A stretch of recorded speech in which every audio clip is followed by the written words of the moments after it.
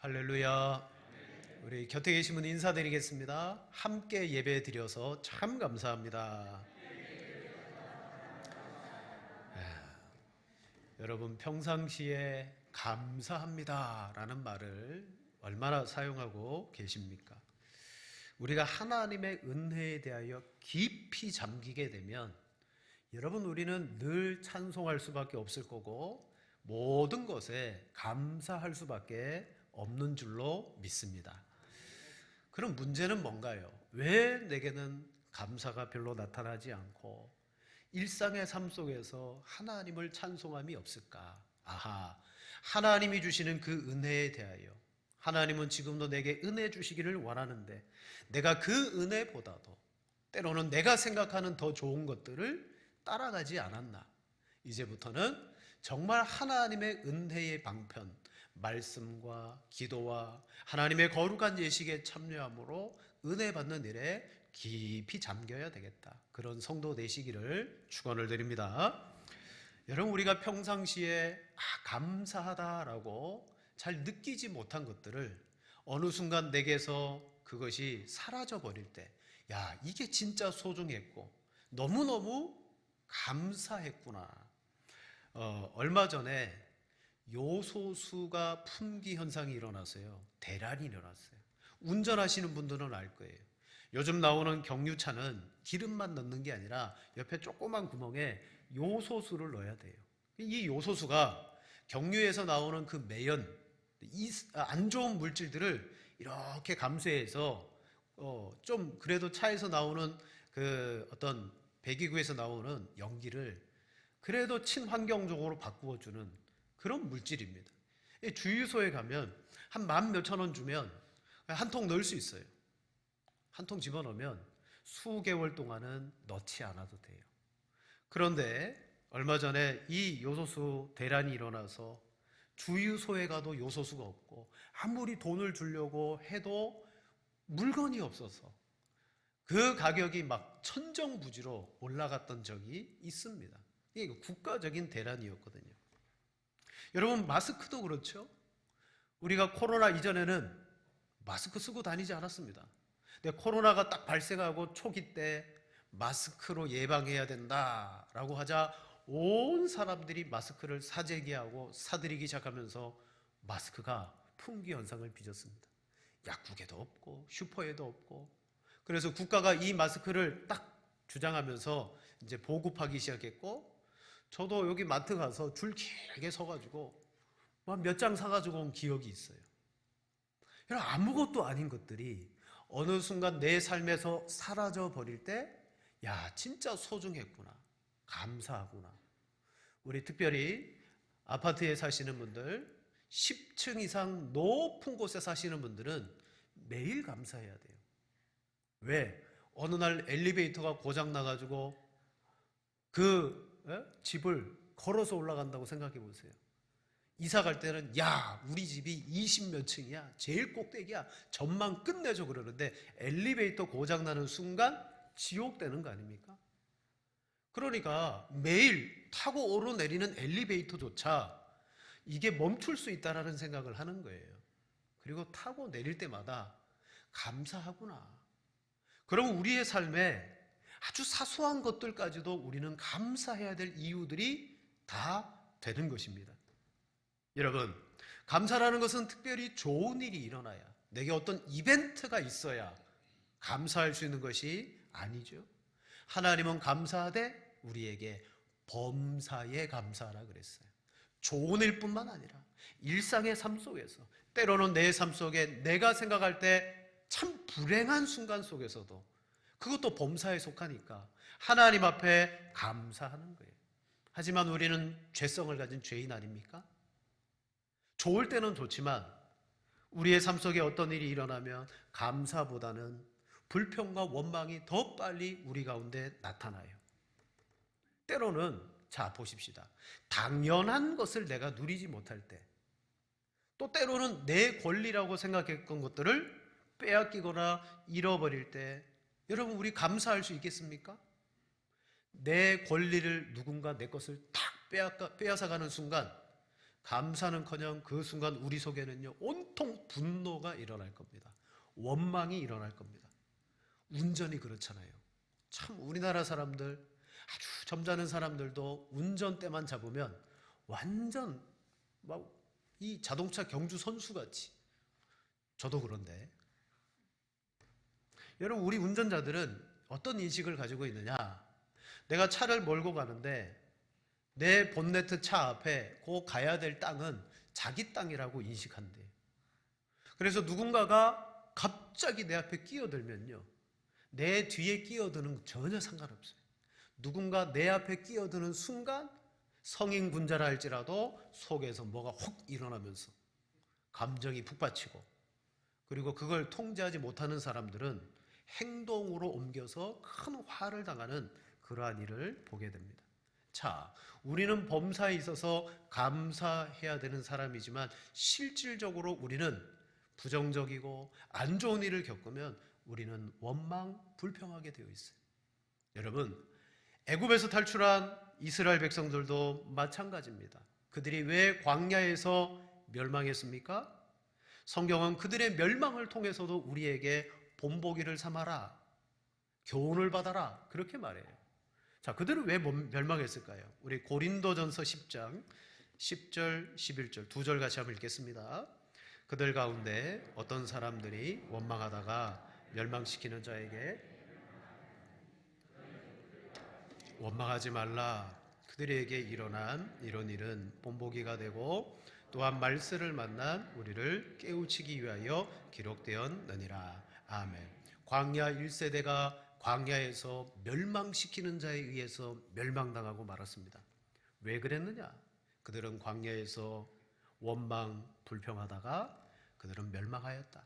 그리고 이 일은 말세를 살아가는 오늘 우리에게 본보기가 되어서 우리는 그렇게 하면 안 된다, 우리를 깨우치는 교훈이 된다라고 성경은 말합니다. 여러분, 성도 역시 하나님의 영원한 성소, 하나님의 완성된 나라에 들어가기까지 우리는 이 땅 가운데 신앙생활을 하는데요, 광야의 삶을 사는 것과 똑같아요. 이곳은 광야와 같아요. 두려움도 있고 고통도 있고 인생에 정말 아픔도 있어요. 그걸 다 가지고 있는 것이 이 세상 신앙의 삶입니다. 하지만 하나님은 나와 함께하고 계시고 내게 주신 하나님의 약속이 있기 때문에 우리는 이 광야 같은 시절을 지나 약속되어진 복지, 복락의 땅을 향하여 우리는 나아가고 있습니다. 그래서 우리가 사는 이 세상은 우리의 집이 아니에요. 우리의 고향이 아닙니다. 히브리서 기자는 모든 믿음의 성도들은 이 땅을 나그네와 같이, 외국인과 같이 그렇게 살았다라고 말합니다. 자, 오늘 이런 상황이 광야를 살았던 이스라엘 백성, 우리뿐만 아니라 오늘 본문에 등장하는 하박국도 우리와 똑같은 상황을 살고 있습니다. 그는 너무도 암울하고 불행한 사건 속에 놓여 있는 사람입니다. 이제 이 이스라엘, 유다 땅이 곧 멸망해야 될 수밖에 없는 바로 그 시점에 선지자로서 활동했습니다. 아무것도 그에게 남은 것이 없습니다. 하지만 그는 그 속에서 뭘 하고 있습니까? 하나님을 찬송하리로다, 감사의 삶을 살아가고 있더라는 거죠. 어떤 사람들은 원망하다가 멸망했지만 하박국은 그와 같은 광야 속에서 하나님께 찬송할 수 있었던 이유, 그가 받은 은혜, 우리 시간 말씀을 통해서 우리도 그 은혜를 받기를 원합니다. 자, 하박국 시대, 하박국의 상황은 어떻습니까? 그 어떤 형편에 놓여 있습니까? 1장에 보면 하박국은 이 세상 유다 땅의 패역함과 강포를 보고 하나님 앞에 질문합니다. 공의의 하나님, 이 패역과 죄악을 어찌 가만히 두고 보시며 잠잠하십니까? 선지자의 마음으로 하나님 앞에 질문했을 때 하나님은 이렇게 대답하죠. 너희가 보고 놀라고 또 놀랄 일을 내가 행할 것이다. 즉 기다려라, 다 계획이 있다. 하나님은 갈대아 군대를 일으켜서 이 유다를 심판하시겠다라고 말합니다. 자, 이 말을 들은 하박국은 그 하나님의 일하심이 이해가 되지 않아서 다시 하나님 앞에 질문합니다. 하나님, 이 백성들은 의로운 자들인데 어찌 저 불의하고 악한 죄인들을 들어서 의로운 자를 심판하시려고 합니까? 도무지 하박국은 하나님이 하시는 일이지만 받아들일 수가 없었고 이해될 수가 없었어요. 여러분, 우리의 삶도 마찬가지죠. 하나님을 믿고 있는데 지금 내게 벌어지고 있는 이런 상황들이 정말 하나님 살아계신가? 받아들여지지 않을 때가 있어요. 자, 이 하박국에게, 이해되지 않는 하박국에게 하나님은 딱 이렇게 말합니다. 의인은 그의 믿음으로 말미암아 살 것이다. 이해되지 않지만 그가 하나님을 향하여 바라볼 때 하나님이 하신 이 모든 일은 오직 믿어야 된다. 믿음으로 말미암아 의인은 살아가게 된다. 종교개혁자 루터가 종교개혁을 일으키게 된 핵심 구절이죠. 개혁신학을 하고 있는 오늘 우리가 하나님을 의지해야 되는 핵심 구절입니다. 오직 우리는 믿음으로 하나님을 바라보고 소망할 수밖에 없어요. 왜? 하나님은 이해되어지지 않습니다.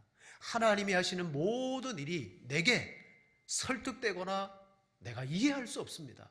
단지 믿음으로써 그 하나님을 믿고 의지할 뿐입니다. 그래서 우리에게 필요한 것은 모든 상황 속에 하나님이 하시는 일에 대한 믿음이 필요한 줄로 믿습니다. 여러분, 현재 여러분에게 일어나는 일이 뭡니까? 나와 내 가족들에게 벌어지고 있는 일들이 어떤 겁니까? 참 축하하고 기뻐해야 될 일입니까? 저도 우리 둘째 딸이 수능을 마치고 위로해 줬어요. 잘했다! 속은 뒤집어지죠. 그렇게 평소에 1등급 나오던 과목이 훅 떨어지고 막 속은 뒤집어져요. 저희도 그런 일이 있어요. 이거 어떡하지? 재수를 시켜야 되나? 막 이런 일이 일어나잖아요. 사랑하는 가족이 아프거나 사랑하는 가족이 어떤 불행한 사건들이 벌어질 때 여러분, 특별히 내가 예수님을 더 잘 믿으려고 예배에 충실하고 기도의 삶을 살고 말씀 실천하며 더 열심히 살아가려고 할 때 느닷없이 내 삶에 고통스러운 일이 딱 벌어지면 여러분 마음이 어떻습니까? 첫 번째 드는 마음이 이게요. 자기를 돌아보죠. 내가 하나님 앞에 불순종하거나 죄를 지은 게 없을까? 회개해요. 회개하고 또 회개합니다. 그런데 회개하고 돌아선 순간 더 불행한 일이 내게 툭 떨어질 때 그때 우리는 이렇게 생각합니다. 과연 하나님이 살아계신가? 나를 사랑하고 계신가? 여러분, 우리 역시도 하나님이 하시는 일에 의심하고 또 하나님에 대해서 한 번 더 생각해 볼 때가 있어요. 여러분, 내가 생각했던 상황 좋아질 줄 알았는데 더 안 좋은 상황으로 떨어질 때 여러분 어떻게 되겠습니까? 하박국 선지자는 분명 하나님이 이렇게 하겠다, 이 이스라엘을 내가 갈대아 군대로 심판하겠다라고 들었어요. 근데 그 들은 말씀이 이제 현실 속에서 하나하나 이루어집니다. 그래, 오늘 표현은 뭐냐? 그 소문을 듣고 놀랬습니다 라고 표현해요. 그러니까 소문이 소문으로 있었는데 이게 현실로 이루어지더라는 거죠. 3장 2절 말씀에 이렇게 말합니다. 여호와여, 내가 주께 대한 소문을 듣고 놀랐나이다. 아멘. 하나님이 하시겠다라고 하는 그 갈대아의 군대가 저 멀리에서부터 하나하나 족속들과 나라들을 침공하며 이 이스라엘과 가까워지는 거예요. 소문이 들려올 때마다 이 하박국은요 놀랐습니다. 깜짝깜짝 놀랐습니다. 14절에 이렇게 말하죠. 그들이 회오리 바람처럼 이르러 나를 흩으려 하며 가만히 가난한 자를 삼키기를 즐거워하나. 그들의 포악함과 그 군대의 아주 두려움을 말하는 거예요. 하박국은 저 멀리 들려오고 있는 전쟁과 심판의 소리를 쫙 듣고 있었어요. 그때 얼마나 그가 두려웠는지 몰라요. 어렸을 적에 선생님이 숙제를 내줍니다. 내일까지 해와라. 근데 참 인생을 짧게 살았는데 경험과 노하우가 있어서 내일은 선생님이 숙제 검사를 안 하실 것 같은 마음이 들었어요. 그래서 안 하고 놀았습니다. 하지만 책임이 있는지라 그 다음날 아침 학교 가는데 왠지 마음이 무거운 거예요. 왜 무겁지? 왜 내가 이렇게 학교 가는데 즐거워야 되는데 무겁지? 숙제를 안 하니까. 드디어 그 과목 시간이 되었습니다. 조마조마합니다. 선생님이 숙제 검사를 안 해야 되는데, 하지 말아야 되는데.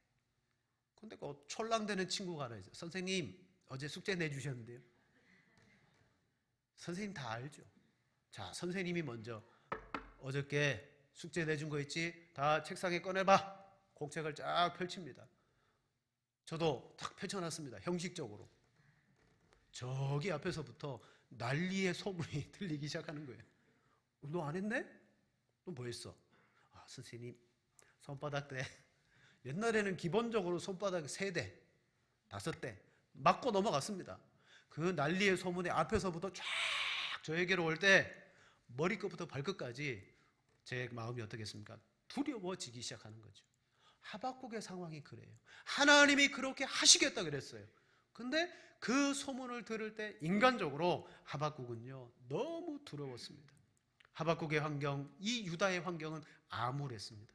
근데 이것은 어떤 힘과 힘의 대결이 아니에요. 이 나라와 이 나라의 전쟁에서 누군가 이기는 싸움이 아닙니다. 이건 하나님의 심판입니다. 무슨 말이냐? 하나님이 일방적으로 저 군대를 들어서 이 유다와 이스라엘을 심판하는 거예요. 그러니까 이거는 이길 수도 없는 거예요. 그대로 앉아가지고 그들은 심판을 당해야 됩니다. 갈대아 군대에 의해서 완전히 부서지는 것이 하나님의 계획이고 뜻입니다. 근데 이걸 누가 아느냐? 하박국도 몰랐으면 되는데 그는 하나님으로부터 계시를 받고 알고 있는 거예요. 오늘 본문의 이 상황의 하박국의 마음은 2가지일 거예요. 공포와 두려움. 그래서 자신이 그 소식을 들었을 때 어땠다? 우리 16절 말씀 함께 읽겠습니다. 내가 들었으므로 내 창자가 흔들렸고 그 목소리로 말미암아 내 입술이 떨렸도다.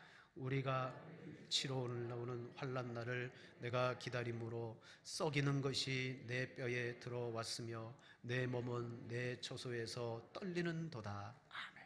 또 고백하죠. 내가 들었으므로 창자가 흔들리고 입술이 떨렸고 내 뼈에 썩이는 것이 들어오고 내 몸은 처소에서 떨리는도다.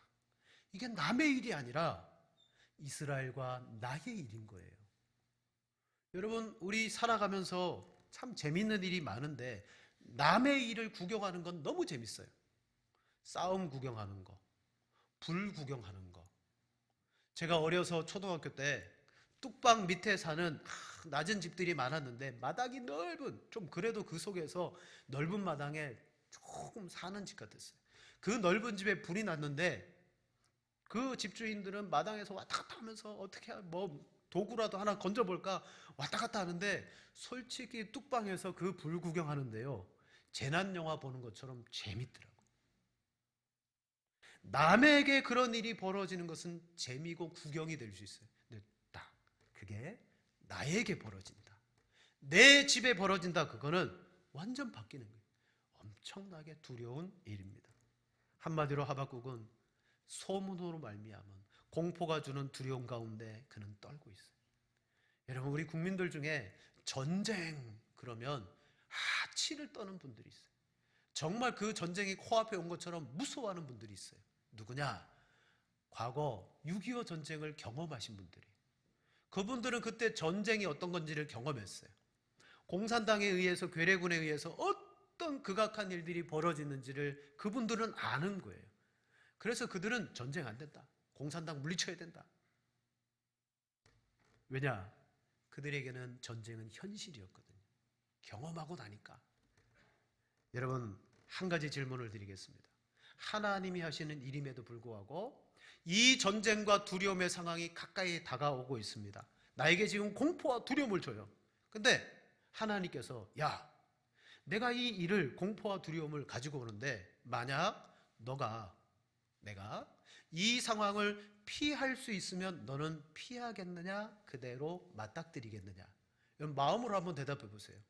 하박국 같은 상황에서 하나님이 여러분에게 이 무시무시한 상황을 여러분은 피할 길이 있다?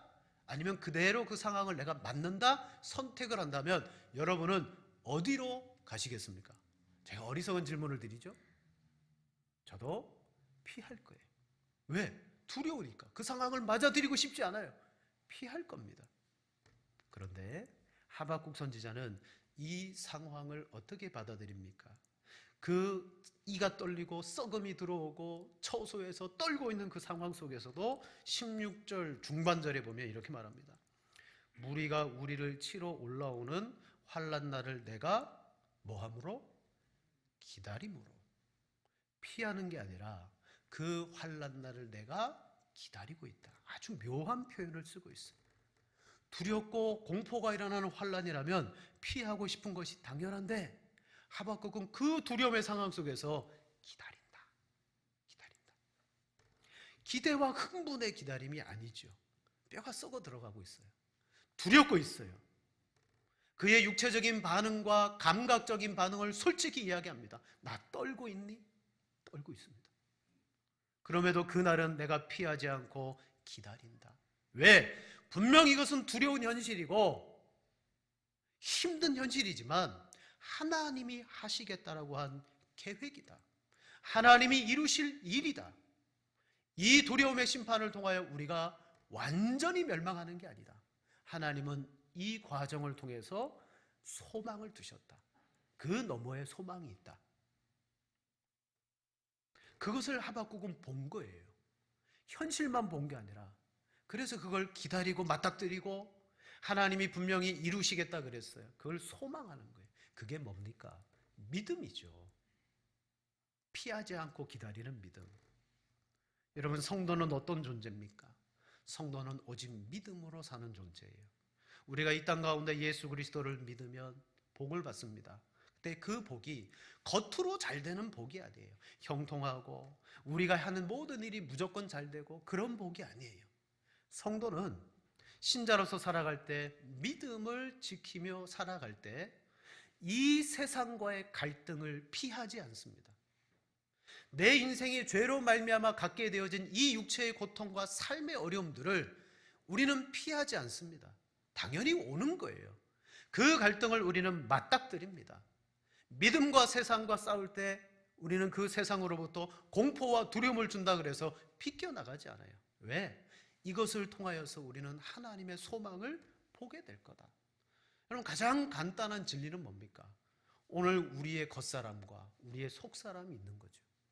우리의 겉사람은 시간 지나면 다 쇠하여집니다.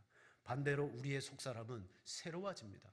자, 우리 고린도 후서 4장 16절 말씀 함께 읽겠습니다. 그러므로 우리가 낙심하지 아니하노니 우리의 겉사람은 낡아지나 우리의 속사람은 날로 새로워지는도다. 아멘. 유다라는 나라가 하박국의 상황이라는 그 겉의 모습이 낡아지고 깨어지고 두려워지지만 그의 속사람은 이 모든 일을 주관하시는 하나님에 대하여 새로워지는 거예요. 소망을 갖는 거예요. 그래서 기다리는 거예요. 하박국은 그가 두려워지는 상황 속에 겉사람의 죽어지는 것만 바라본 게 아니에요. 그 속에 심어둔 하나님의 믿음의 소망을 가지고 그는 삽니다. 그래서 신자는요, 죽음을 통해서 사는 존재입니다. 죽음을 통해서. 성경은 말합니다. 죽으면 살리라. 오늘도 우리가 건강을 얻어서 살아가는 이때에도 매일 죽어야 돼요. 내 현실의 삶을 긍정하고 현실을 더 낫게 만들려고 살아보려고 하는 게 아니라 그 현실 속에 믿음으로 우리는 죽어지는 거예요. 그때 신자는 살아나게 됩니다. 어떤 상황이 온다 할지라도, 어떤 순간이라 할지라도 하나님의 뜻이 이루어짐을 바라보고 내 뜻을 죽이는 것입니다. 또한 신자는 살기는 살되 육신의 떡으로 살지 않습니다. 여러분, 사람들은 육신의 떡 먹어야 살죠. 하지만 분명 떡으로 보여준 이것은 육신의 겉모습이 아니라는 거예요. 그건 이방인들이 구하는 겁니다. 뭘 먹을까? 뭘 마실까? 하나님은 오늘 우리에게 하나님의 말씀, 그게 뭡니까? 하나님의 뜻 아니에요? 하나님의 뜻으로 삽니다. 바로 그리스도인인 우리들은 진정한 행복이 겉으로 드러난 것으로 진정한 행복이 오는 것이 아니잖아요. 너무 많이 들었습니다. 여러분, 이 세상은 철저하게 겉으로 드러난 소유에서 행복을 찾습니다. 그러나 신자는 어디에서 참된 행복을 찾느냐? 하나님을 아는 것에서, 하나님을 아는 것에서 행복을 찾아요. 소유가 많다고 행복해지는 게 아니에요. 하나님을 아는 것에서. 그 소유를 많이 누렸던 솔로몬도 죽음 앞에서 다 헛되다라고 하지 않았나요? 하나님을 참되게 아는 신자는 내 겉사람이 나중에 낡아지고 내 겉사람이 훼손되어진다 할지라도 하늘의 것을 얻는 것을 믿기 때문에 기다리는 거고, 그리고 소망하는 줄로 믿습니다. 따라서 세상 사람들이 평가하는 것처럼 겉으로 평가하는 것으로 여러분 불행하거나 두려워하지 마세요. 세상 사람들은 너무나 겉으로 우리를 평가해요. 그 소리에 귀 기울이지 마십시오. 대신 하나님을 알므로 작은 물질이 있어도, 육체의 질고와 고통 속에 우리 가운데 내가 살고 있어도, 이 모든 상황 속에서 하나님을 알므로 찬송할 수 있고 감사할 수 있음을 여러분 믿기를 축복합니다. 하나님을 바르게 알고 믿으면 되는 겁니다. 하박국에게 하나님께서 하신 일을 알려줬어요. 하나님, 저 이해가 안 됩니다. 하박국아, 오직 의인은 믿음으로 서야 된다. 믿음이다. 하나님을 아는 믿음이 있을 때 현실의 두려움의 소리가 아무리 들려도, 외적으로 막 두렵고 떨려도 그는 기다릴 수 있는 거예요. 그 너머에 하나님의 역사가 있기 때문이죠. 자, 우리 17절에서 18절 말씀 다 같이 읽겠습니다. 비록 무화과 나무가 무성하지 못하며 포도나무에 열매가 없으며 감람나무에 소출이 없으며 먹을 것이 없으며 우리의 양이 없으며 외양간에 소가 없을지라도 나는 여호와로 말미암아 즐거워하며 너의 구원의 하나님으로 말미암아 기뻐하리로다. 주 여호와는 나의 힘이시라. 아멘. 여기까지. 하박국이 지금 이 찬송에서 17절에 고백하는 것은 겉이죠. 겉. 내 외양간에 아무것도 없다. 밭에 아무것도 없다. 나무에 아무것도 얻을 것이 없다. 여러분, 멀리서 들려오는 소문과 함께 이 아무것도 없다는 상황이 하박국의 겉의 상황입니다. 그러나 이 모든 두려움 속에 내가 기꺼이 이 모든 것을 맞이할 수 있는 것은 오직 나의 하나님이 나의 즐거움이 되시기 때문이다. 아멘. 여러분, 우리에게 하나님이 아버지가 되시는 것, 그걸 아는 것만큼 중요한 게 없습니다. 그게 믿음입니다. 말씀을 정리하겠습니다. 지금도 하나님은 온 우주 만물을 통치 다스리실 뿐만 아니라 나 한 사람을 통한 하나님의 섭리를 통하여 지금도 일하고 계셔요. 그래서 우리가 하나님을 알 때 우리는 선택하며 살아갈 수 있습니다. 하나님을 알 때 겉에 없는 것으로 말미암아 불행을 선택할 수도 있고요. 하나님을 모르면 원망 불평할 수도 있어요. 대신 하나님을 알면 하박국처럼 아무것도 없습니다. 하나님, 그래도 난 여호와로 말미암아 즐거워하며 하나님을 내 힘으로 의지합니다. 자, 디모데전서 4장 4절에 이런 말씀이 있습니다. 같이 한번 읽겠습니다.